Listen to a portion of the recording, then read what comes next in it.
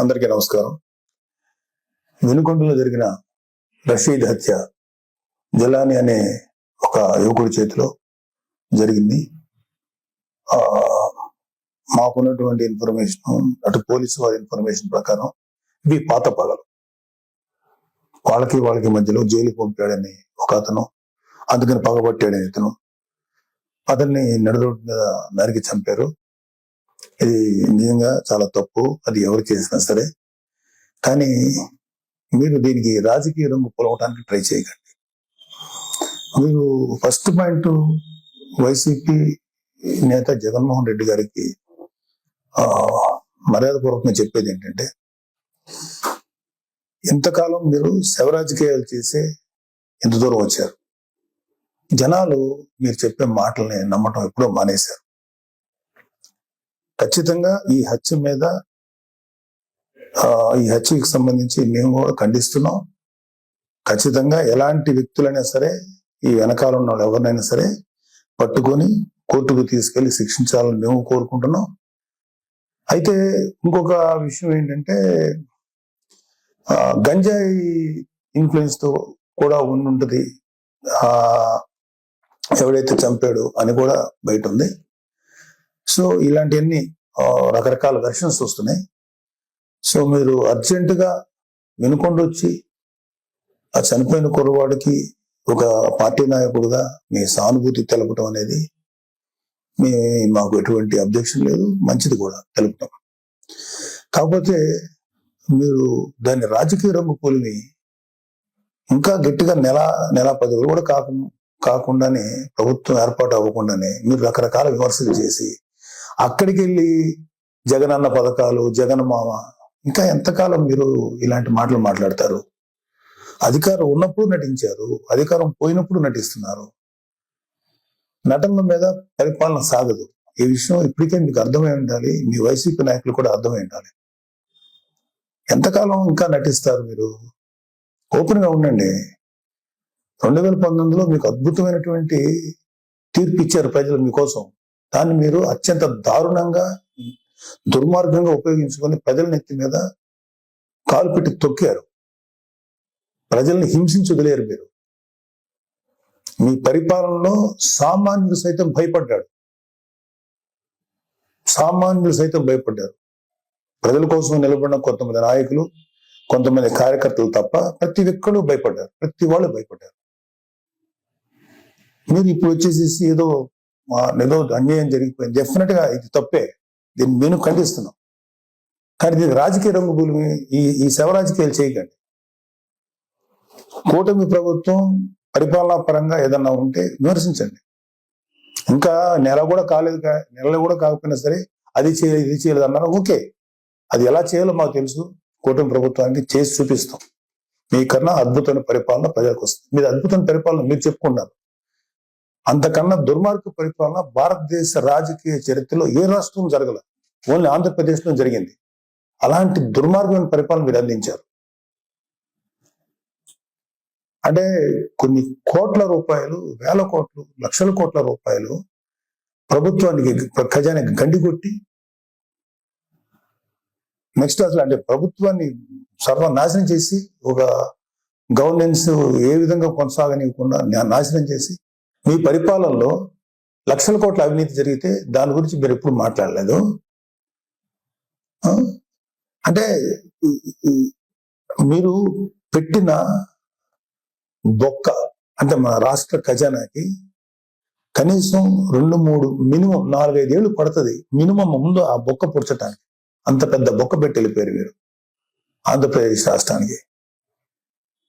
అర్జెంటుగా అది చేయలేదు, ఇది చేయలేదు. నెల రోజులు కూడా కాలేదు స్వామి. 2019లో పరిపాలన మొదలుపెట్టినప్పుడు 6 నెలలు మాట్లాడలేదు. ప్రతిపక్షంలో ఉన్నాం మేము. మీకు అర్జెంటుగా వచ్చేసి అది చేయలేదు, ఇది చేస్తారు. ప్రతిదీ చేస్తుంది కూటమి ప్రభుత్వం, ప్రతిదీ చేస్తుంది. చంద్రబాబు నాయుడు గారు కానీ, పవన్ కళ్యాణ్ గారు కానీ నిబద్ధత ఉన్న మనుషులు. ఎలా చేయాలో అలా చేస్తారు. ప్రజలకు ఎంత మంచి చేయాలో చేసి తీరుతారు. మీలాగా పర్ఫార్మెన్స్ లో దొంగ మాటలు చెప్పి తప్పించుకునే వ్యక్తులు కాదు, గుర్తుపెట్టుకోండి. సరే, ఈ సందర్భంగా మీకు కొన్ని సింపుల్ క్వశ్చన్స్ అడుగుతాను. దానికి మీరు ఆన్సర్ చెప్పగలిగితే వెరీ హ్యాపీ. మీరు ఇవాళ వినుకొండకు వచ్చి ఆ కుర్రాడు గురించి చెప్పారు, ఐఎమ్ ఓకే ఫర్ దట్. కానీ దానికి ముందు మీ అధికారం ఉన్నప్పుడు, మీరు సీఎంగా ఉన్నప్పుడు ఒక దళిత్ డ్రైవర్ని చంపేసిన మీ ఎమ్మెల్సీ అతని తప్పుని ఖండించకపోగా మీతో పాటు సగర్వంగా తిప్పుకున్నారే, అది తప్పని మీకు అనిపించలేదు? అప్పుడు అది దుర్మార్గంగానే, అది క్రూరంగానే అనిపించలేదా మీకు? డాక్టర్ సుధాకర్ అనే ఒక ఆయన్ని ఉద్యోగం ఊడబెరికి పిచ్చోడు చేసి రోడ్ల మీద చొక్కా కూడా లేకుండా పోలీసులతో తన్నించి, మీ యొక్క అనుము పోలీసులు తన్నించి ఆఖరికి అతను చచ్చిపోయేలా చేశారే, అప్పుడు మీకు ఎటువంటి కామెంట్ చేయాలనిపించలేదా? వాళ్ళ అక్కని కొంతమంది వైసీపీ కార్యకర్తలు, గూండాలు సెక్సువల్ గా హెరాస్ చేస్తుంటే అడ్డుకున్న అమర్నాథ్ అనే బీసీ కుర్రోడిని, మైనారిటీ తీరిన కుర్రోడిని పెట్రోల్ పోసి కాల్చి చంపేశారు కదా, అప్పుడు కూడా మీకేమి రియాక్ట్ అవ్వలేదా మీరు? అప్పుడు కూడా కనీసం ఒక మాట మాట్లాడలేకపోయారా మీరు? 32,000 మంది ఆడపిల్లలు అదృశ్యం అయిపోయారని చెప్పి పవన్ కళ్యాణ్ గారు చెప్పి కనీసం ఒక పోలీస్ రివ్యూ పెట్టండి అంటే కనీసం పోలీస్ రివ్యూ కూడా పెట్టకుండా 32,000 మంది ఆడపిల్లలు అదృశ్యం అయిపోతే అప్పుడు మీకు మాట్లాడటానికి నోరు రాలేదా? ఇప్పుడు మీ కార్యకర్తలకు లేకపోతే మీ వాళ్ళకి అన్యాయం జరిగిపోతుందని ఇంత మాట్లాడుతున్నారే, మీరు అప్పుడు కూడా మాట్లాడుంటే ఇప్పుడు మీరు మాట్లాడిన మాటకు విలువ ఉండేది. మళ్ళీ చెప్తున్నాను, అక్కడ వినుకొండలో జరిగింది నాకున్న సోర్సెస్ ప్రకారం అది పర్సనల్ గ్రడ్జి, ఇద్దరు వ్యక్తుల మధ్యలో జరిగిన గడ్జి తప్ప రెండు పార్టీలకు సంబంధించినవి కాదు. అది మీరు ఖచ్చితంగా మీకు త్వరలోనే పోలీసు నిజాలు నీకు తెలుస్తారు, మీకు ఆన్సర్ చెప్తారు. అలాగే మీ వైసీపీ నాయకులు సామాన్య ప్రజలు అంటే నెలకు ఒక 10,000 20,000 సంపాదించే వాళ్ళు ఏదో వాళ్ళ పూర్వీకుల ఆస్తులు 100 గజాలు 200 గజాలు 300 గజాలు 400 గజాలు ఉంటే వాటిని అడ్డగోలుగా కబ్జా చేసి భయపెట్టి స్వాధీనం చేసుకున్నారే, అది మీ దృష్టికి రాలేదా? ఇన్ని కేసులు చూసాం మేము ప్రజల్లో తిరుగుతుంటే. ఏ రోజు మీ నోట్ల నుంచి ఒక్క మాట కూడా రాలేదా? అది రైట్ అంటారా? ఏపీ ల్యాండ్ టైటిలింగ్ యాక్ట్ అని పెట్టి ప్రజల ఆస్తులను కాజేయటానికి మీరు ఎంత కుట్ర పన్నారు, దాన్ని మేము సమర్థవంతంగా ఎదుర్కొని ప్రజలకు తెలియబట్టాక ప్రజలు వాళ్ళు సేవ అయ్యారు మీ దుర్మార్గమైన పరిపాలన నుంచి. అది మీకేమి తెలీదా? నిజంగా ప్రజలు ఇవాళ రెండోసారి మిమ్మల్ని రాకుండా ప్రజలు తమను తాము కాపాడుకున్నారు కూటమిని ఎన్నుకోవడం ద్వారా.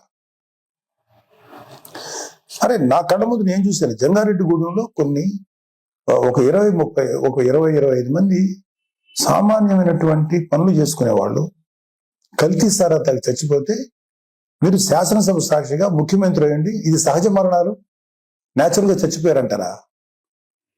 కల్తీ సారా తాగి చచ్చిపోతే కనీసం విచారించి ఆ కుటుంబాలకు ఏదైనా ఎక్స్గ్రేషియం ఏదైనా ఇచ్చి కదా మీరు మాట్లాడాలి. ఇది సహజ మరణాలు, ఒక కాన్స్టిట్యూషన్ ఎంతమంది చచ్చిపోతారంటారా? అది మీకేమి అసలు మీకు ఇచ్చేమనుకుంటున్నట్టు అనిపించలేదు? అప్పుడు కౌలు రైతులు కొన్ని వేల మంది ఆత్మహత్యలు చేసి చచ్చిపోయారు. వాళ్ళకి కనీసం సింపతి చూపించకపోగా ఏమాత్రం కొద్దిపాటి సాయం కూడా చేయలేదు మీ ప్రభుత్వం, వైసీపీ ప్రభుత్వం. వాళ్ళ కుటుంబాలు రోడ్డు పడిపోతుంటే వాళ్ళ కనీసం సానుభూతి కూడా లేదు మీ దగ్గర నుంచి. అదే తప్పు కదా మీకు? వాళ్ళ పిల్లలు రోడ్లు పడిపోయి నాశనం అయిపోతుంటే అదే రైతులు భరోసా, రైతులకు మీరు ఇచ్చేటువంటి ఇదే. ఒకసారి వెళ్ళి చూడండి, ఆంధ్రప్రదేశ్కి ఒక రైతును అడగండి వైసీపీ ప్రభుత్వం మీకేం చేసిందో. మాకన్నా కూడా మీ వైసీపీ పార్టీకి మాడు పగిలిపోయే ఆన్సర్స్ వాళ్ళే చెప్తారు. నేను చాలా తక్కువ చెప్తున్నాను. ఇంకా వర్షాలకి పంటలు పాడైపోయినాయండి, మాకేంటి దారి అని చెప్పి మీ వైసీపీ ఎమ్మెల్యేని అడిగితే రైతులు ఎరిపప్పులనేంత తులకనగా మాట్లాడితే అరే తప్పురా బాబు ఇట్లా అనకూడదని అని చెప్పాల్సిన బుద్ధి చెప్పాల్సిన ఆ బాధ్యత లేదా మీకు? అప్పుడు మీరేం మాట్లాడలేదా? ఏమంటే మీ పరిపాలనలో గంజాయి డ్రగ్స్ విచ్చలవిడిగా అమ్ముడైనయే, విచ్చలవిడిగా జనాల్లో చలామణియనియే, బ్లేడ్ బ్యాచ్లు దుర్మార్గ మనుషులు తయారయ్యారే, ఎంతో మంది జీవితాలను పట్టును పెట్టుకున్నారే. ఆ గంజాయిని ఆపాలను లేకపోతే ఆ డ్రగ్స్ ని కంట్రోల్ చేయాలనేటువంటి ఆలోచన మీకు రాలేదా? ఎందుకు వస్తుంది? మీ ఎమ్మెల్యేలు మీ కార్యకర్తలు ఎవరైతే ఉన్నారో ఇలాంటి పనులు చేసి వాళ్ళు అడ్వాంటేజ్ పొందుతున్నారు కాబట్టి మీరు కూడా ఏం మాట్లాడలేదు. ప్రజల పక్షాన్ని నిలబడి పోరాడుతున్న పవన్ కళ్యాణ్ గారు, చంద్రబాబు నాయుడు గారు ఇలాంటి నాయకుల్ని మీరు వాళ్ళ విధి విధానాలను విమర్శించకుండా వాళ్ళ వ్యక్తిగతమైన జీవితాల్లోకి ఎంటర్ అయిపోయి వాళ్ళ కుటుంబాన్ని రోడ్డుకి ఇచ్చాలని ట్రై చేసి వాళ్ళ ఫ్యామిలీస్ మీద మాట్లాడినప్పుడు మీకు కనీసం చెవుకుంటున్నట్టు అనిపించలేదా? ఇదే మీరు చేసిన నిర్వాహకం. ఇప్పుడు వచ్చేసి మహానుభావులాగా ఒక మెస్సైలాగా వచ్చి మాట్లాడుతున్నారా మీరు కానీ మీ నాయకులు ఎవరైనా సరే? ఎప్పుడు తెలుసుకుంటారు మీరు? ఇప్పటికైనా తెలుసుకోండి. ఇప్పటికైనా తెలుసుకొని చేసిన తప్పుల్ని మీరు సరిదిద్దుకోండి. అసలు ఇప్పుడు అర్జెంటుగా ఇప్పుడు సెంట్రల్ గవర్నమెంట్ ఢిల్లీకి వెళ్ళిపోయి ధర్నా చేసేసి రాష్ట్రపతి పాలన పెట్టమంటారా?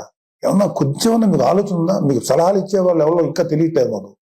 సజ్జలు లాంటి వాళ్ళు ఎప్పుడు వెళ్ళిపోయారో ఉన్నారో తెలియదు, లేదా అలాంటి సలహాలు వింటున్నారేమో.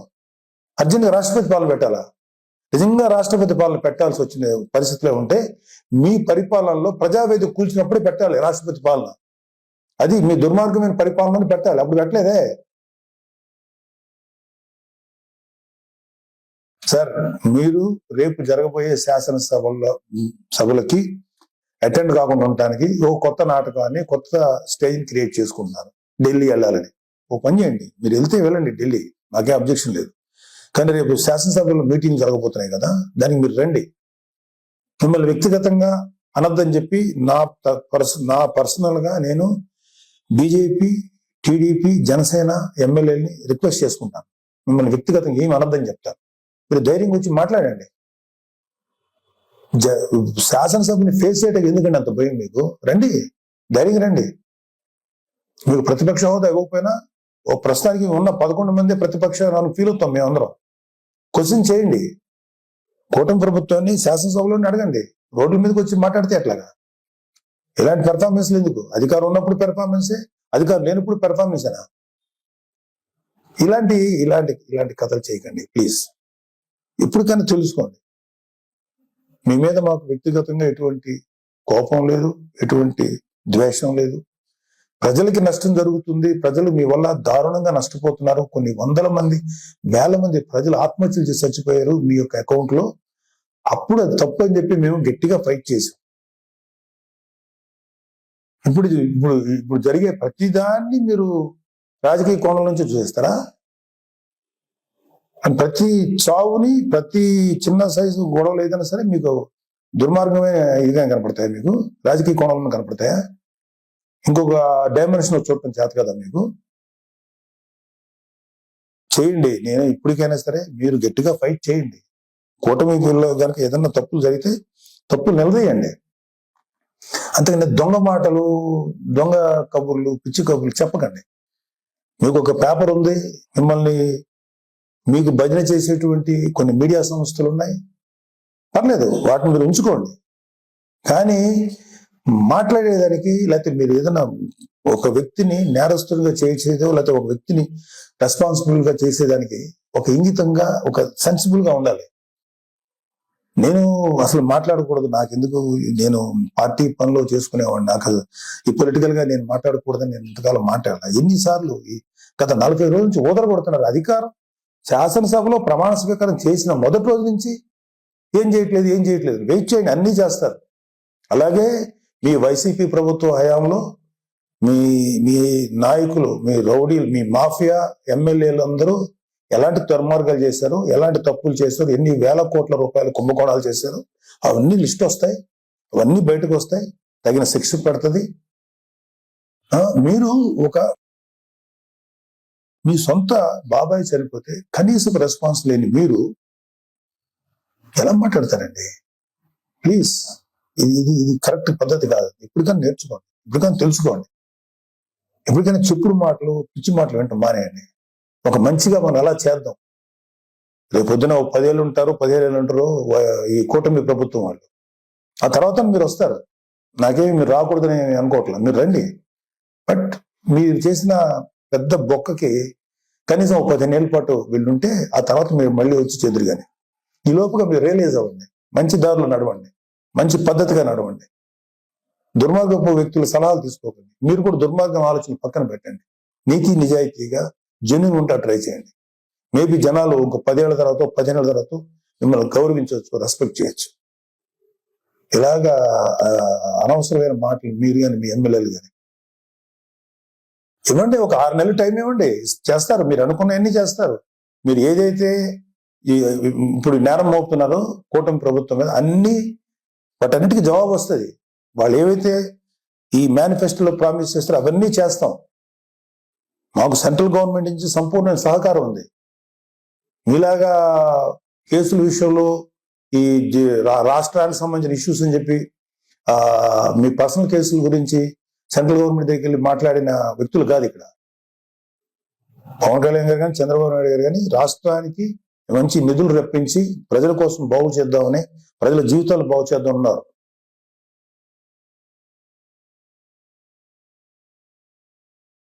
తెలుసుకోండి ఇప్పటికైనా. 10 ఏళ్ళ తర్వాత 15 ఏళ్ళ తర్వాత మళ్ళీ అవ్వచ్చు. మీరు ఇంకా చాలా వయసు ఉంది. దొంగ మాటలు మాట్లాడు లేదా పిచ్చి మాటలు మాట్లాడేంత మాత్రాన జనాలు గొర్రెలా నమ్మరండి. జనాలు చాలా చాలా ఇంటెలిజెంట్ పీపుల్. వాళ్ళు ఎవడు మంచోడో, ఎవడు చెడ్డోడో, ఎవడు ఎలాంటివాడో ప్రజలు చాలా కూలంకషంగా గమనిస్తారు. త్వరలోనే మేము కూటమి ప్రభుత్వం మీకు సరైన ఆన్సర్ చెప్తుంది. ఇవన్నీ అయిన తర్వాత వెళ్ళండి. మీరు వెళ్ళి ఢిల్లీ వెళ్ళి ధర్నాలు చేసుకుంటారా, రాష్ట్రపతి వాళ్ళు పెట్టాలి కోరుకుంటే చెప్పండి. వాళ్ళకి సహేతుకమైన కారణాలు చెప్పండి. అడగటానికి రాష్ట్రానికి అర్జెంట్గా రాష్ట్రపతి పాలన గురించో అది పెట్టాలని అర్థం ఉందా? కొంచెం ఉందా మీకు?